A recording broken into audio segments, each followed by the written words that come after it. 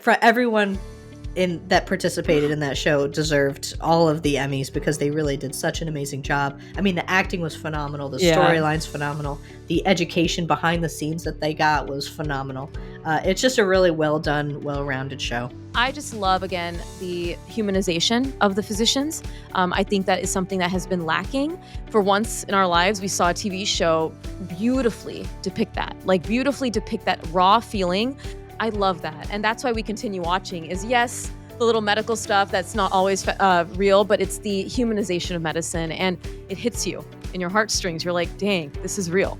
As ER doctors, we really have to be experts in compartmentalization, and it's something that we get a lot of practice, unfortunately, with. And there are cases that hit harder than other cases for different reasons.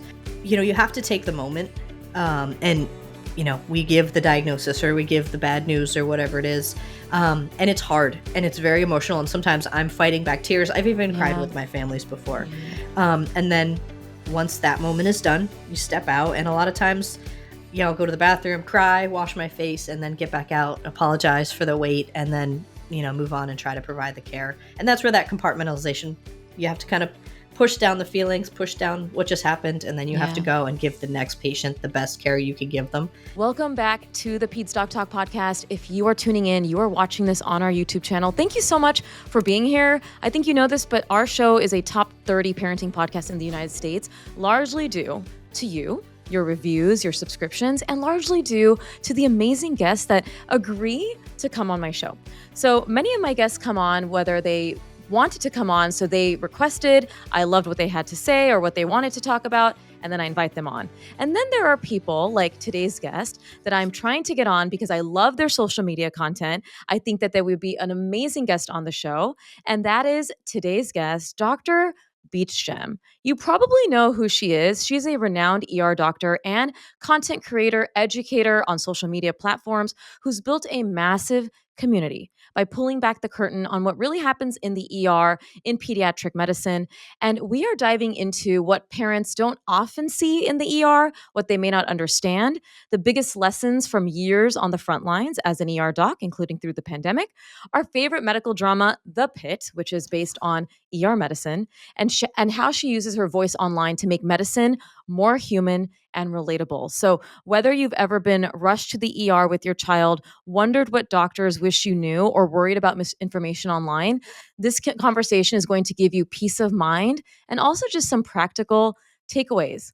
Welcome, Dr. Beach. Thank you very much. I'm very excited to be here. I know we've had some scheduling things to try to get me on, but I'm glad we finally made it happen. Yes, and that scheduling thing, I really appreciate that. I know we're both busy with life, and honestly, the social media platform, I'm sure, as it's done for me, has introduced so much more opportunity for you. You have become such a voice online, one that I enjoy following, one that I trust. As a general pediatrician, I love having a colleague in the space who's pediatric ER trained. So anyone who's not familiar with you, tell us, how long you've been an ER doctor at the time of this recording, what that training looked like just briefly, and then what made you get online and start creating content. So I've been in the pediatric emergency department over 9 years as an attending, but obviously it takes a really long time to do that. So I did 4 years of college, 4 years of medical school. I did 3 years of a general pediatric residency, and then kind of fumbled myself into 3 years of pediatric emergency medicine fellowship. So a long time training, and I'm finally an attending, which is awesome. I still feel like sometimes I'm looking for the attendee or attending. Like, Yeah. is there a mom around here that can help me? But Yeah. I really, really love what I do. And I started on TikTok making content around the time of the pandemic. I think like a lot of Yeah. people started in social media a little bit heavier when all of that stuff happened. I went from, I'm a mom of 4 kids. I went from an activity every single night, sometimes multiple activities, to all of a sudden no activities. And we're just staring at each other. So I started on TikTok, and I started seeing a lot of the content, Yeah. and people would say things, and I was like, well, that's not true.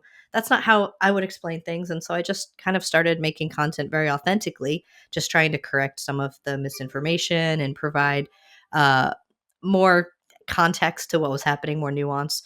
And it's grown very authentically. And that's what I love. I love the authenticity. I love that I feel like who I'm seeing on my phone is who I probably would meet in real life. I'm pretty sure you get that comment too, because that is something that's really important to me.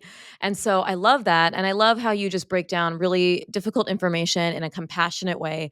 You are my favorite pediatric follow.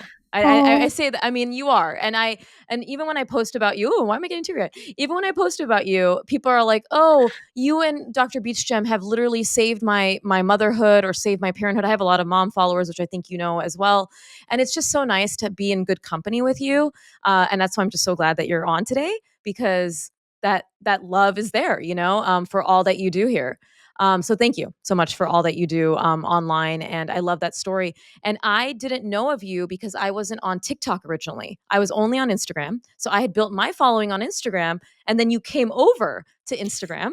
And I was like, this is wonderful. And then I started on TikTok a little bit more. And I was like, oh my gosh, I love the way you deliver information. So, really, thank you so much for this work that you're doing and continue to do. And you said it perfectly that a lot of people in the pandemic were getting online. Like, I think about, the last 6 years, there were a lot of pediatric creators, a lot of healthcare creators, but not many people have lasted. yeah. I don't think people realize the content creation can be a lot of work.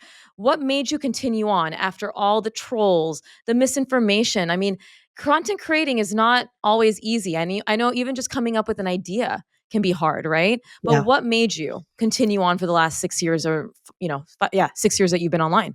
Yeah.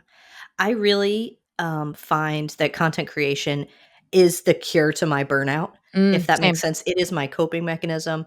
And it really is a way for me to connect to people and stay grounded, because hearing people say, I really had a frustrating interaction with my medical provider, or I needed to advocate and I didn't know how to advocate. Love it. It has made me more of an empathetic ER doctor, because I'm listening to all of these people and their struggles on the other side. Um, and it really just helps me have that good outlet where I can just say, today was a really hard day. And people can say, like, hey, I had a hard day too. We can get through this together. So it's really, in multiple ways, helped me be a better ER doctor and really helped me cope with all of the things that I see day to day. Oh, I love that. And that's how it changed me. I'm thinking about, like, when I do my research for my content, sometimes I'll research things because I want to stay up to date on even more that I may know clinically. And because of that, I become a better doctor, right? Because I'm doing my own CME, my own continuing medical education. And that comment that you said, like, when I get challenged online or a comment and it sparks curiosity, I'm like, you know what? Why is that? And then I learn, and then you bring it back to your patients, and that emotional piece, I think, is so valid. I think motherhood opened that up for me too. But then being an online creator and hearing the stories and hearing like you said, I hate when my doctor dismisses me or says, wait and see for development. What is going on here? What is the disconnect? And what is on the mind of a pediatrician versus what is on in the mind of a family? And how can we better connect the two? And I think you're doing the same thing. Like, we're trying to be on we're trying to create such a good teamwork here that people trust the medical system and know also how to advocate for it. And I think you have also been a patient in the medical system like myself. Yes, and my children also have been patients, Yeah. and I'll be honest, I'm a terrible advocate for myself and my own family. I really, really am, and so Yeah. when I talk to patients about being better advocates, some of the things that I tell them are, as a patient or as a parent, I get very emotional, and Yeah. it's hard for me to, like, see what's actually happening, and so I recommend people bringing someone with them to help them be a good advocate and to be able to take some of the emotion out of what's actually happening. And then some other tools that I have, that I tell people about, and is something called a condition H. At some hospitals, it's something sometimes called different things at other hospitals, but it's a way to kind of call a lifeline in the hospital to say, like, hey, I'm uncomfortable with where we're at right now. Could we have some different eyes or a second opinion come and evaluate myself or my patient? Um, and as a patient, I was, the I don't want to say the victim, but the recipient of a rapid response because Mm. someone in the hospital said, "I'm uncomfortable with the way this patient looks." Um, it took about an hour. Nobody had come into the room for about an hour before they had called a rapid response. So my husband and I were a little confused, but um, that rapid response triggered increased level of care, which honestly Yeah. probably saved me from multiple more days of hospitalization and potentially getting sicker. So there are ways to advocate and ask for additional assistance just to help protect patients. Advocacy does save lives. Oh, absolutely. I mean, when I was a patient, it was postpartum, and my husband, the ER doctor, went into ER doctor mode. And Uh-huh. in retrospect, I remember like when I looked back at that and I was in that moment, I was actually very upset with him because he was ER doctor and not husband. So he almost like, even when I looked at his eyes, like he actually had to put a line in me because no one could figure out how to get a line in my to Wow. get access because they kept poking me. So he got an ultrasound and he got access for me before an MRI. And this was wild. And I remember looking at his eyes when he was putting that line in, and it wasn't my husband Gaurav, it was Dr. Patel putting in a line and trying to get that access because he knew we needed that access to get the IV fluid, the contrast. And you know, I'm grateful for him. Like you said, like he was my advocate. I was obviously postpartum. I was emotional. My son was in the NICU, and he was the one who was like, "Something's not right. You all need to do something for her." And had he not done that, I don't know where I would be today. I don't even Right. know if I'd be talking to you. And I think after those experiences, we both in the healthcare system were like, what are people who are not in the medical system supposed to do? And then you add on language barriers, Oh, right? You yeah. think like about like a lot of your population in mind that doesn't understand the language and like how hard it must be and terrifying to walk into an ER and just feel like I'm sick and now I'm just going to either be dismissed or people are going to not know what to do with me. And that is a really hard feeling. Yeah. And I think, obviously, the regular language barrier exists, but I think Yeah. that there's also the medical language barrier Oh, that absolutely. creates so many more problems because even my non-medical family trying to explain to me what's going on with, another family member, I'm like, that's not, no, something's not making sense. So even in addition to regular language barriers, we also have that medical language barrier that is really difficult to break down and does create problems with that communication.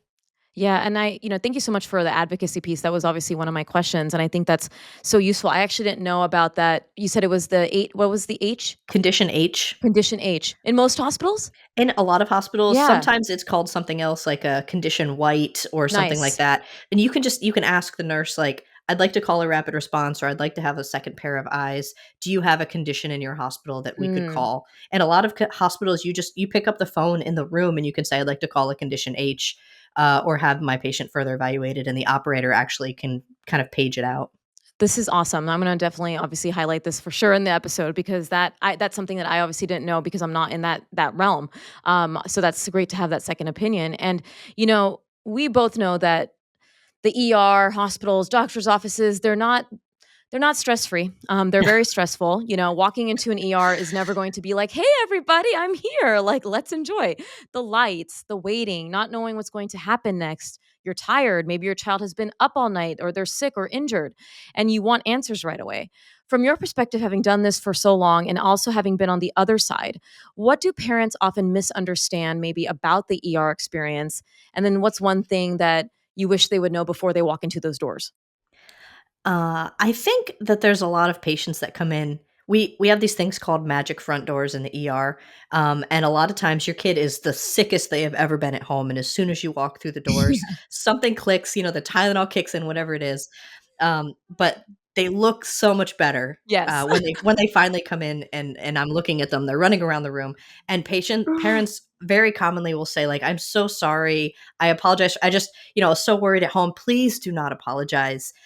This is something that happens like literally like every other patient that we see. We know that this is a normal phenomenon, and we still want to get to the bottom of what's going on. Um, Looking at him, maybe there's no like emergency, but what can we do to like work on hydration? What can we do to work on, not puking at home or whatever it is? Yeah. And I think the other thing that we want patients to realize is that uh, you're going to wait in the emergency department. Even if you're the trauma patient that comes in quickly, gets right back to a bed, emergency department visits take a lot of time. An abdominal pain workup is probably at least 4 or 5, maybe more hours. So bring a phone charger, bring things that are going to make you comfortable, a pillow, a blanket. We don't have a lot of pillows or blankets. If that, I apologize in advance for that. Bring your own pillow, bring a blanket, bring something that's going to make you comfortable, bring your phone charger. um, the sicker patients get taken care of first. And even if the patient in front of you doesn't look sick, a lot of times they have things that may be invisible. They might have cancer or sickle Right. cell and immunodeficiency. And so I know that they look well and they're getting pulled back first, but if they're getting pulled back first, I promise that there's a reason and we're going to get to you as soon as we can. I promise that we're not goofing off in the back. We are working really hard. I tell my residents, you can choose to eat or pee today. Like, those are your two options. You can only pick one. And while I am joking, like, we are Yeah. busy. We don't take lunch breaks. We work all the way through. We're eating at our desk, charting, and getting to the next patient. So I promise that we're working as hard as we can. We don't want you to wait, but it is just the nature of the emergency department.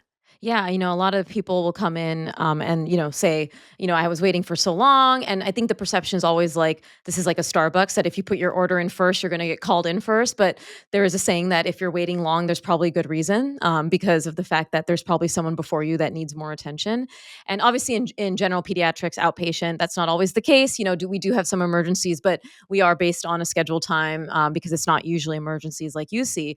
But I've also been stuck in emergencies as well, whether Right. it's difficulty, like a respiratory distress child, whether it's a child whose mom's like, hey, it looks a little floppy. And I'm like, yeah, you're right.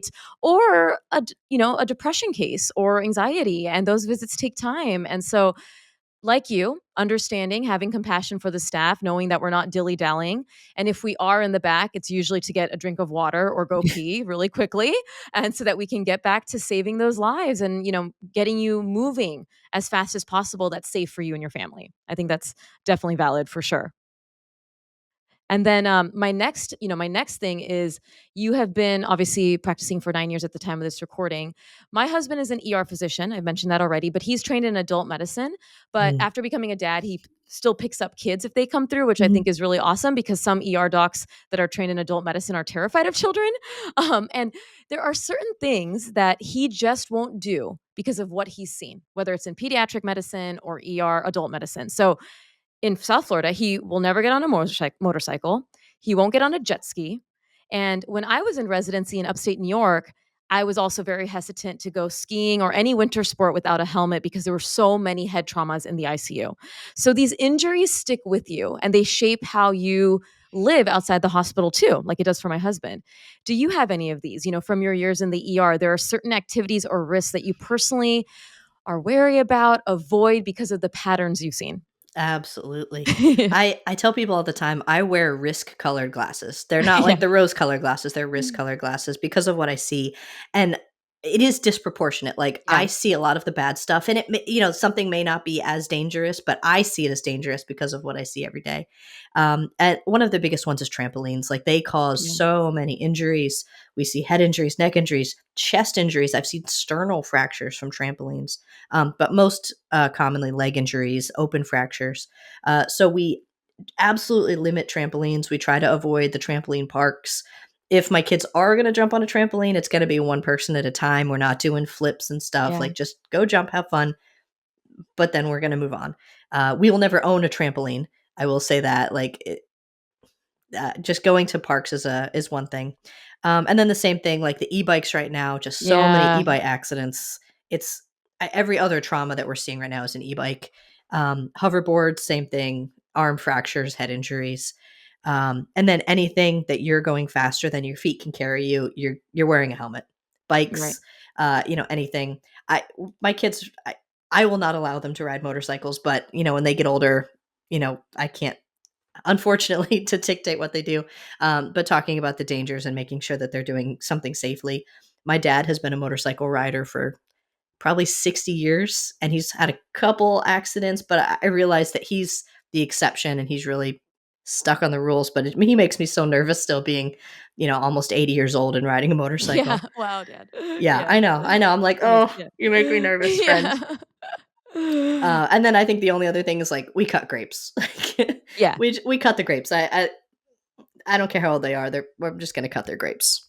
Well, it's always so interesting because, of course, as a general pediatrician married to an ER doc, I see a lot of healing. I see a lot Mhm. of the healthy kids. So I see the low, like when you look at a risk threshold, I get it why my husband would be more risk averse because of he sees the rarity, right? He also says that he feels terrible for construction workers, that that's the worst profession Yeah. to ever go into because of the amount of injuries he sees. And, obviously we need laborers, but it's just hard, the injuries that happen. Mm. But, for a general pediatrician, I'm seeing kids heal well. I'm not seeing all that. So I think it's so important to know that perspective. And I follow a good amount of ER docs online, and it's always good for me as a general pediatrician to hear it from a risk assessment threshold that, like, yeah, you are going to see these things. And we're not telling you hard and, hard and fast, no, sometimes we are, but like with the trampolines, for example, I also did a video on like, hey, like I'm concerned about this. Like when I go to a trampoline park and my son loves them, I'm very like, I'm watching and I'm like, Ryan, make sure you're done, or make sure the other person's done before you jump on that one.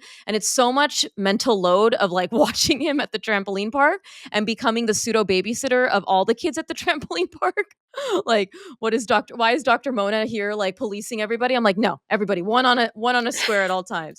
But it's like that. And then also drownings, like we Oh, both yeah. know that like you're in Florida, I am in Florida, and I grew up in California, that like I'm that water monitor because of how much drownings I've seen in the ICUs when I rotated in California and also even in upstate New York. And so, of course, there's a whole list of things that you probably see that I don't need to get into. But yeah, I think it's so important that we understand the perspective, and our goal is to reduce that risk for families. Absolutely. And do you have a lot of families come in with like concern for like SIDS? I would imagine no, because it would have, or something would have already happened at home. We do have, that 5 a.m. EMS radio going off, Yeah. that, we hold our breath because a lot of those end up being a baby that's down. Yeah. And so we do the resuscitation. SIDS versus asphyxiation and stuff like that. Hard to tell the difference between the two, at least in the emergency department.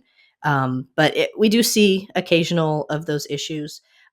We also do see a decent amount of, patients that'll come in the middle of the night because they're wearing a monitor of some sort, like an owlet or heart rate respiratory monitor. So we see some of those come in the emergency department as well. Luckily, those kids are more like, you know, usually well, or, they have an upper respiratory infection or something like that. Yeah. No, I really appreciate this because again, I like that nuance. I like being able to just, and you've done just such a good job on social of like not shaming the safety stuff. Like I believe it's so important that we get that information out there that, hey, there's risk. And I vividly remember all of your e-bike content. I also, where I'm at, it's very, very rampant. A Yeah. lot of those injuries I see are e-bike versus car, or they fly off their e-bike. And I've even had to assist a young man on an e-bike until the paramedics came. Oh, Because he yeah. got hit by a car in a roundabout. And so these things are happening. And, some people will say, well, if you do the right precautions, of course, like your dad's a motorcycle rider. There are many cases of people not getting the accidents, but when you see it over and over, and the developmental age of these individuals and the lack of understanding risk, you add those two things together, and it's like, hey, there are other activities we can do outside to get moving and actually moving, not on Yeah. not like on a Back to the Future situation. I think a lot of the issues that I have with the e-bikes are the kids that are riding them are, 12 to 15, and they Yeah. don't know the rules of the road. And so they're doing things, Yes. they're riding against traffic, they're crossing when they shouldn't be crossing. And so a lot of the accidents that we're seeing, not all of them, but a lot of the accidents we're seeing are from the e-bike doing something that wasn't expected by the car or going against what we would expect for the traffic rules. And it's, the older kids, they tend to be the ones that the Yeah. car was doing something wrong and not the kid, because the kids understand the rules of the road. So my honest feeling, and I've kind of talked to a couple politicians about this a little bit just to kind of put a bug in their ear. Is it possible to raise the age of e-bikes to 16, just like we've done Yeah. with golf carts? Yeah. Because 2 years ago, I was having the same discussion about golf carts. And now the number of golf cart injuries has really plummeted. And now it's e-bikes that we're seeing. And so I'm like, man, if we could just raise the age to 16, like we could really significantly impact the number of kids that are getting hurt.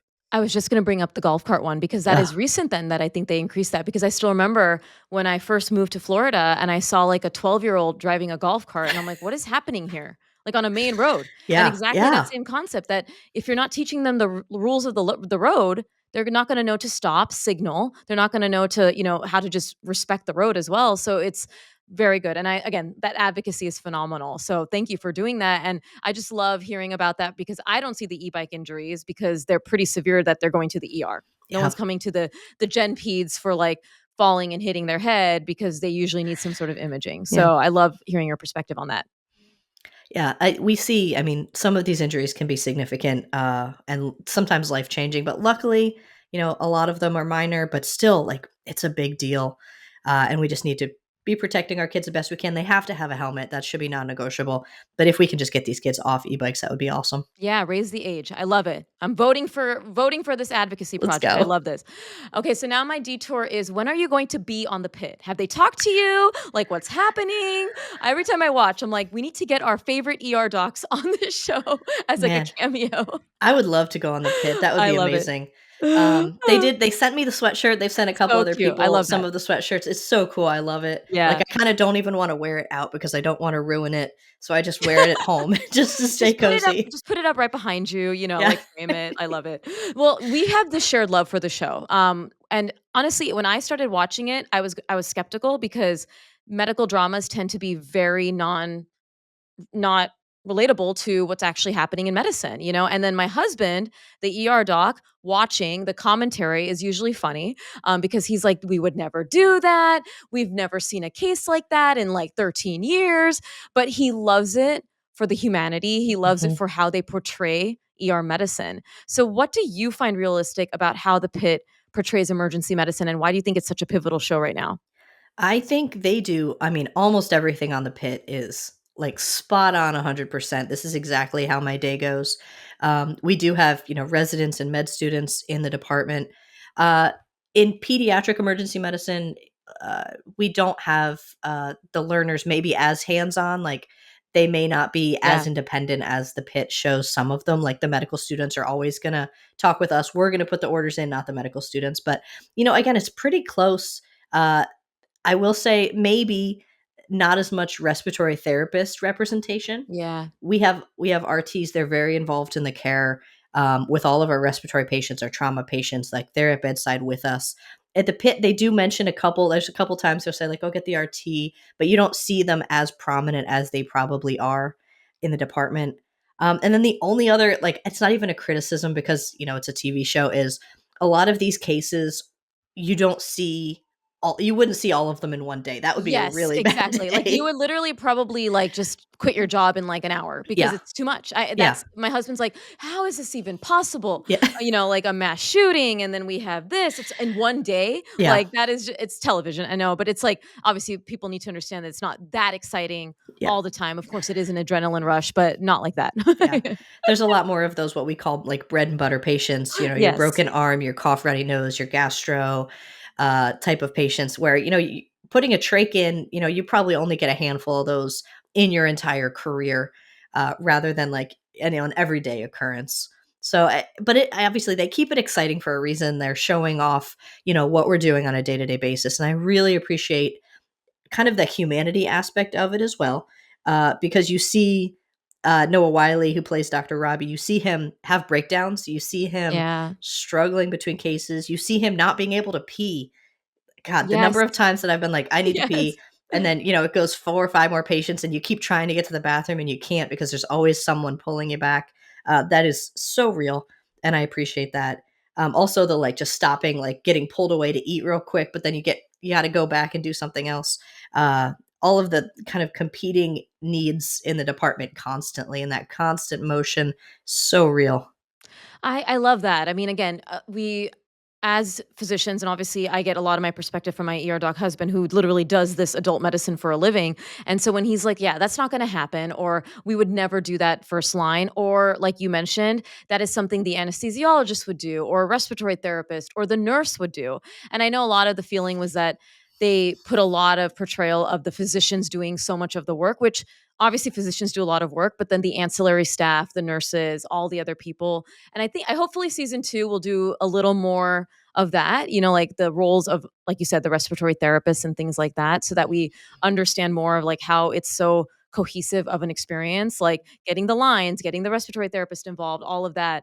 I just love, again, the humanization of the physicians. I think that is something that has been lacking because a lot of the medical dramas that are out there show humanization with these romantic relationships or things like that. What's happening here is, the Dr. Robbie COVID flashback scenes in season 1. I mean, you probably dealt with that. My husband had really bad anxiety and depression during the pandemic, and he called me from a bathroom, just like Dr. Robbie did, saying he wanted to leave and that he didn't want to be there anymore and that he wanted to come home. And when we watched that together, we both started tearing because for once in our lives, we saw a TV show beautifully depict that raw feeling of like those flashbacks to COVID and how bad it was and how Yeah. he feared for his life, but also how that now carries to his present day. And my husband thankfully did therapy, a lot of EMDR, and he's so much better. But like, I love that. And that's why we continue watching is yes,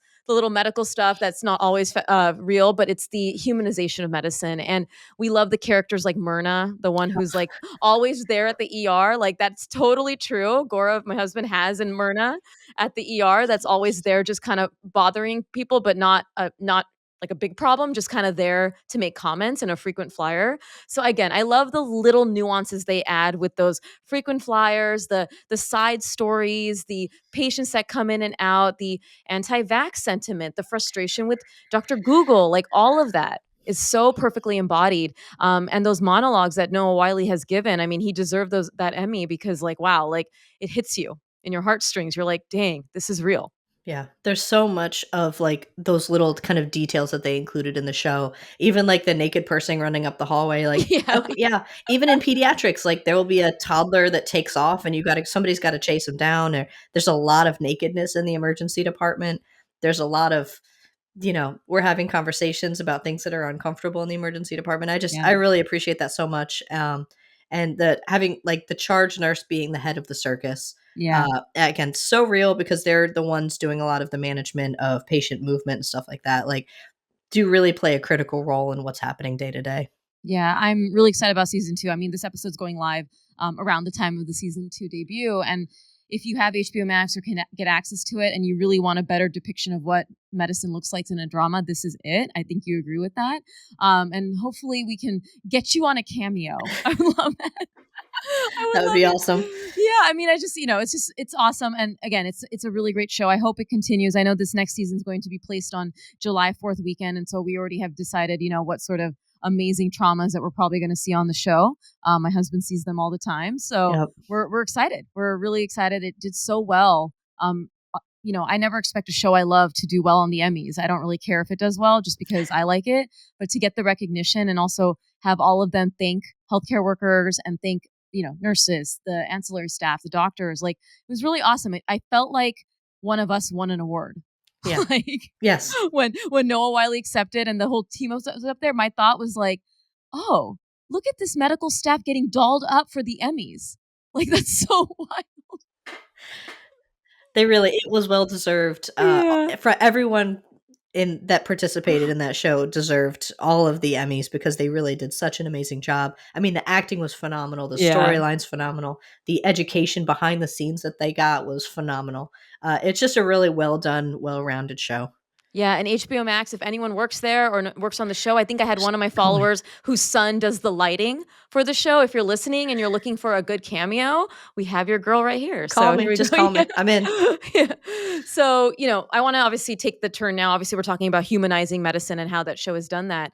As a general pediatrician, like I said, I see a lot of happiness and healing, albeit I see sad things too. So it's that perspective. And in ER and ICUs, it can be switched sometimes. Of course, you see healing, but you also see a lot of the sad things. And people often imagine the ER as constant adrenaline. So I think sometimes people can watch this show and be like, oh my God, yes, this is amazing, like the energy.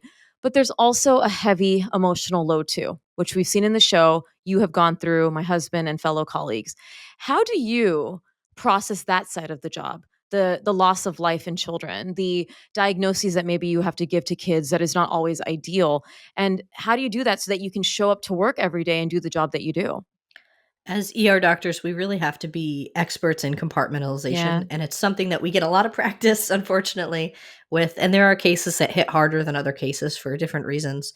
But you have to take the moment, and we give the diagnosis or we give the bad news or whatever it is, and it's hard and it's very emotional. And sometimes I'm fighting back tears. I've even cried Yeah. with my families before, Yeah. and then once that moment is done, you step out, and a lot of times I'll go to the bathroom, cry it out for a second, wash my face, and then you have to get back because you don't know what's in the waiting room.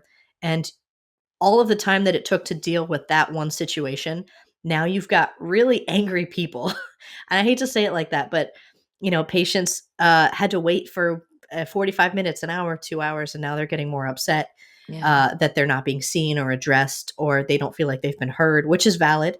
Um, but we only have certain resources. So, cry, wash my face, and then get back out, apologize for the wait, and then, move on and try to provide the care. And that's where that compartmentalization, you have to kind of push down the feelings, push down what just happened, and then you have to Yeah. go and give the next patient the best care you can give them.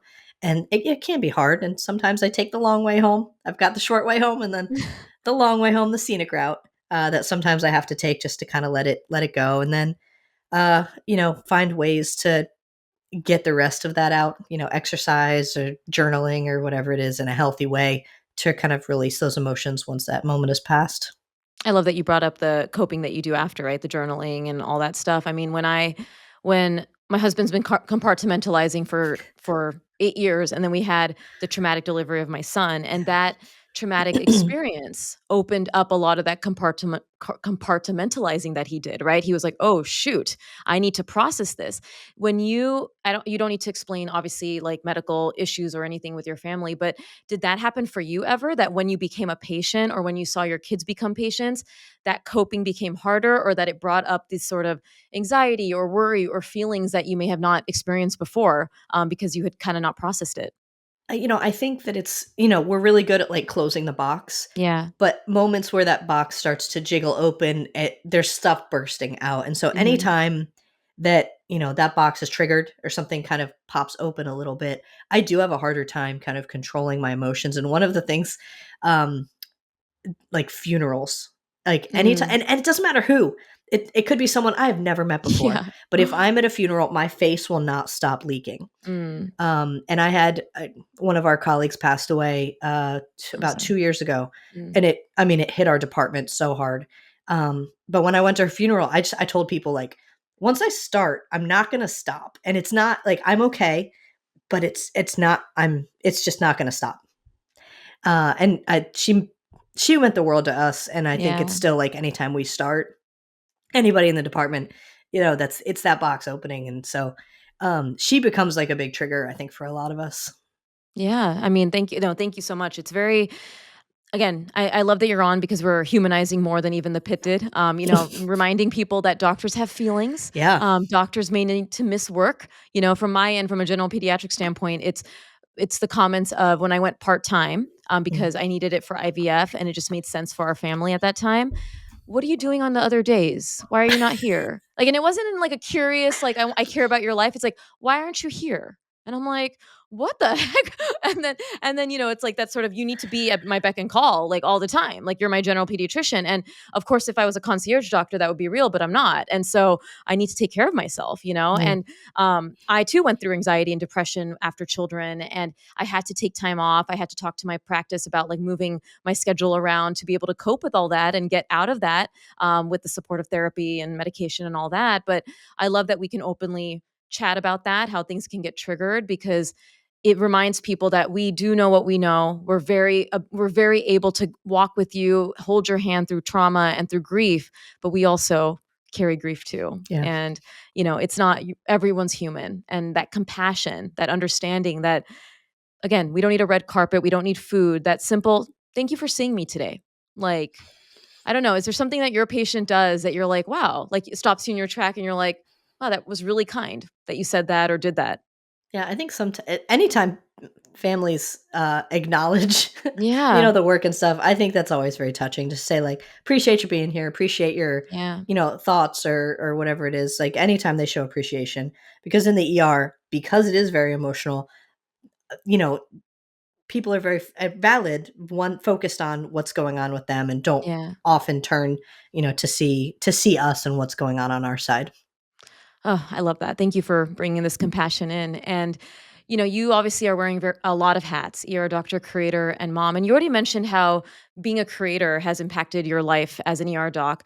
Would you say, what would you say of these roles that you carry? Has one been the greatest impact, or one has played like the biggest role in your life and your growth as a person as well? Or would you say it's like all of this together? I think it's probably all of this together. Hmm. I started my family very, not very young, but in my career very young. So I had my first kid in medical school, second kid in residency, third in fellowship, and fourth as an attending. So it's hard to say, like, being a doctor changed me, being a mother changed me as a doctor or anything like that, because I did it all at the same time. Yeah, valid. But I do feel that being a parent gave me a certain perspective, to be able to be like, oh, I know the anxiety that you're feeling, because I feel the same anxiety, as a mom, and I think it does give you a slightly different perspective, and to me, it makes me feel more empathetic to what they're going through, and especially now, like adding the creator part into it, Yeah. hearing so many of those voices from the other side and the struggles that they've had, again, has made me more empathetic to what they're going through, and really has been, like I said, the fight against my burnout as an ER doctor, because it's something that's such a big deal. It really impacts the care that we provide once people start experiencing burnout. And so being able to have this outlet really has just kept me, fresh and excited about my work and just loving what I do. Mm. I didn't mention this earlier, but we have the same origin story. I started Peds Doc Talk because I wanted to combat burnout. I was so burnt out, and I was like only practicing for 5 years. And I was like, this can't be my life. Like, Yeah. I can't do this for another 30 years and with integrity, seeing patients like a hamster in the wheel, but not having that time. And so getting online was my way to elaborate on topics, was my way of actually providing that information that I couldn't give in the office, and say, hey, I know we may not have time right now, but here's this post that I did, or this podcast, or this video, and it brought back that love for medicine when I think so many of us are burning out. I don't think I know a single doctor who is full time or even part time who's not burnt out in some way. Yeah. Like, it's the system, I think, has really caused us, higher workload, lower pay, the lack of support systems, the way healthcare administration, social media, the administration, the political administration politicizing public health and demonizing doctors. I mean, the work that we do, or that we're not good enough at the work that we do, or that we're in it for the money, all that stuff has just really taken a huge toll Yeah. on clinicians. And so Absolutely. thank you for sharing that. And that's kind of my final question, is like, zooming out, you've seen the ER evolve, obviously, not only over the just practicing, but also how it is perceived on social media and how people are, interacting with the system. You've watched medicine intersect with social media in real time. What gives you hope about the future of healthcare at a time when, I'll be honest, a lot of people are feeling hopeless, whether we are in healthcare or whether we are a patient in the system? What gives you hope that it's going to be good? What gives you that fire to keep going? I really think it's the people. Yeah. It's the other providers out there, the other docs. I think that people are just out there fighting for patients. Yeah. Regardless of, what the people say or what social media says. Like, I see providers, I see the medical students coming up passionate about what we're Yeah. doing, the residents who are just really excited to provide good care. And so I think there's so many people out there, that are ready, and they're gonna do it. They're excited. And I think, we've seen a pretty big swing from the number of men in medicine to the number of women in medicine. Yeah. And, we've seen an increase in the diversity of medicine. And I'm also really excited about all of those things, coming in. We're seeing closer to 50-50, even greater females in medicine. And again, I'm excited about just the switch to focus on patients and focus on care and really provide good care to the people out there.